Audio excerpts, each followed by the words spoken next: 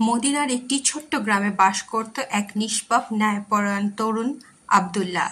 ছোটবেলা থেকেই সে পবিত্র কোরআনের প্রতি গভীর ভালোবাসা পোষণ করত। প্রতিদিন সে একটি করে আয়াত মুখস্থ করত এবং ভাবত, আল্লাহ তাআলা আমাদের কি শিক্ষা দিচ্ছেন। একদিন সে মুখস্থ করল একটি আয়াত, যা তার অন্তরের গভীরে নাড়া দিল। পবিত্র কোরআনে মহান আল্লাহ তাআলা বলেছেন, ওয়ালা তালবিসুল হাক্কা বিল বাতিলি ওয়া তাকতুমুল হাক্কা ওয়া আনতুম তা'লামুন। অর্থ, আর তোমরা সত্যকে মিথ্যার সাথে মিশ্রিত করো না এবং জেনে বুঝে সত্য গোপন করো না।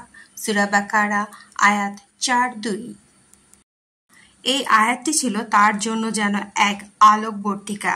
সে ভাবল, কত মানুষ নিজেদের স্বার্থে সত্যকে চাপা দেয়, আর আমি যেন কখনো এমন না হই। গ্রামে একদিন বড় একটি বিবাদ দেখা দিল। গ্রামের এক সম্মানিত ব্যক্তি ভুলে একটি মানুষের জমি দখল করে নেন, কিন্তু নিজের সম্মান রক্ষায় তিনি চুপচাপ বিষয়টি ধামাচাপা দিতে চান। অনেকেই জানলেও তার প্রভাবের কারণে কেউই মুখ খোলেনি। আবদুল্লাহ জানত পুরো সত্য। সে ভীষণ দ্বিধায় পড়ে গেল। একদিকে ছিল প্রবল সামাজিক চাপ, অন্যদিকে ছিল কোরআনের সেই জ্বলন্ত আয়াত, তোমরা সত্যকে মিথ্যার সাথে মিশ্রিত করো না এবং জেনে বুঝে সত্য গোপন করো না। অবশেষে সে সিদ্ধান্ত নিল, যা হোক সে সত্যের পক্ষে থাকবে। সে সকলের সামনে সাহস করে দাঁড়িয়ে সত্যটি বলে দিল। প্রথমে অনেকে তাকে ধমক দিল।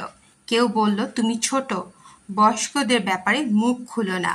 কিন্তু ধীরে ধীরে সবাই বুঝতে পারল যে আবদুল্লাহ কোনো ব্যক্তিগত স্বার্থে নয়, বরং আল্লাহর সন্তুষ্টির জন্য সত্য বলছে। সেই জমি তার আসল মালিককে ফিরিয়ে দেওয়া হলো এবং গ্রামের মানুষদের মধ্যে সত্য ও ন্যায়ের প্রতি নতুন এক সচেতনতা তৈরি হলো।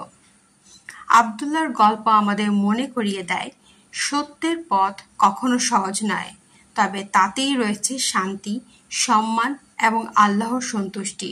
সমাজ, পরিবার বা নিজের স্বার্থের কারণে আমরা অনেক সময় সত্য গোপন করি কিংবা মিথ্যার সাথে মিশিয়ে ফেলি, কিন্তু কোরআন আমাদের শিক্ষা দেয়, ওয়ালা তালবিসুল হাক্কা বিল বাতিলি ওয়া তাকতুমুল হাক্কা ওয়া আনতুম তা'লামুন। অর্থ, আর তোমরা সত্যকে মিথ্যার সাথে মিশ্রিত করো না এবং জেনে বুঝে সত্য গোপন করো না। এই আয়াত আমাদের জীবনের প্রতিটি পর্যায়ে এক শক্তিশালী নীতিবাক্য। আসুন আমরা সবাই এই আয়াতকে হৃদয়ে ধারণ করি, সত্যকে সত্য বলি, মিথ্যার সঙ্গে আপোষ না করি, কারণ সত্যের আলোই আল্লাহর দিকে নিয়ে যায় আর মিথ্যা কেবল অন্ধকার। যদি আমাদের প্রত্যেকে আবদুল্লাহর মতো সাহস রাখি, তাহলে আমাদের সমাজ হবে আরো ন্যায়ভিত্তিক, আলোকিত এবং আল্লাহ প্রিয়।